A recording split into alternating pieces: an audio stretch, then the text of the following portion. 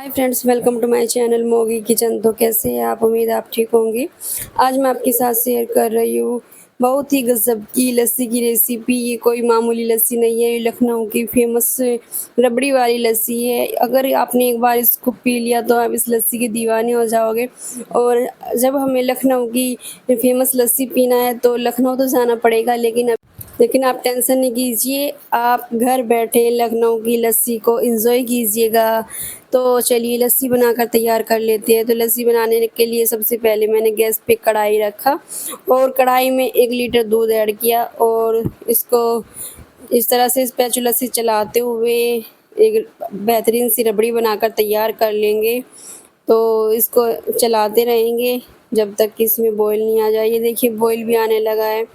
तो यहाँ पे ये दूध उबल उबल के निकल रहा है कढ़ाई से बाहर।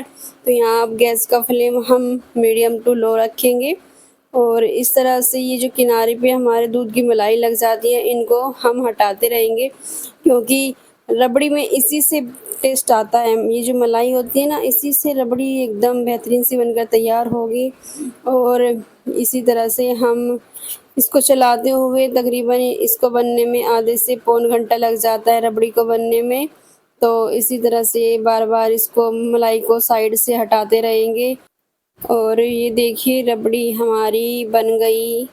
तो अब इसमें शुगर ऐड कर देंगे। यहाँ पे हमने 3 चम्मच चीनी ऐड किया और अब इसको स्पैचुला से चलाते हुए अच्छे से मिक्स कर लेंगे।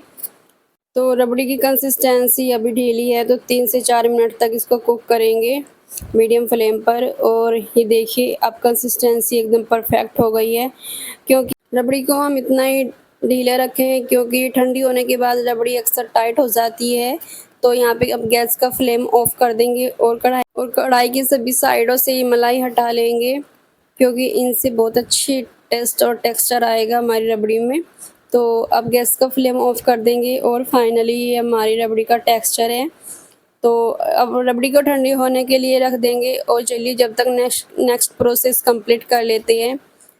तो यहाँ पे हमने ये 1/2 लीटर दही लिया। ये हमने घर का जमा हुआ दही लिया है, कोई मार्केट वाला दही नहीं है। और इसमें हम आधा कप चीनी ऐड करेंगे और इसमें 1 गिलास दूध ऐड करेंगे और कुछ आइस क्यूब ऐड कर देंगे। और अब इसको ब्लेंडर से ब्लेंड कर लेंगे।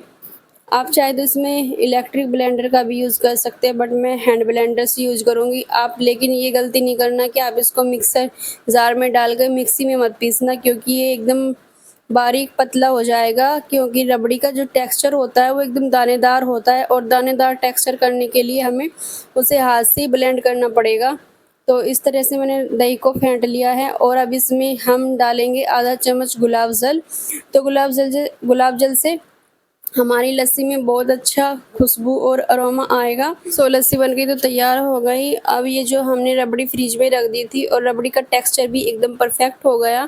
तो चलिए इस मज़ेदार सी लस्सी को सर्व कर लेंगे, क्योंकि हमसे अब सब्र नहीं हो रहा। और जो लखनऊ वालों का फेमस डायलॉग है ना, पियोगे लस्सी और जियोगे 80, तो ये तो एकदम सच है। क्योंकि अगर मुझे सुबह सुबह लस्सी नहीं मिलती तो मुझे तो पूरा दिन उठा ही नहीं जाता, मेरा तो दिन ही ख़राब चला जाता है। मुझे तो हैबिट है कि सुबह उठते ही मुझे लस्सी चाहिए। तो मैं कभी कभी ये लखनऊ की फेमस लस्सी ट्राई करती हूँ, डेली नहीं कर पाती। तो हमने दोनों गिलासों को फाइनली लस्सी से फिल कर दिया और अब इसके ऊपर हम रबड़ी डाल देंगे। और रबड़ी डालने के बाद ये हमने कुछ ड्राई फ्रूट्स लिए। ड्राई फ्रूट्स में हमने काजू और किशमिश लिया और ऊपर से इसको काजू और किशमिश से गार्निश कर देंगे। और ये बेहतरीन सी मज़ेदार ठंडी ठंडी टेस्टी यमी लस्सी बनकर तैयार है और आप इसको ज़रूर ट्राई करना और मुझे फीडबैक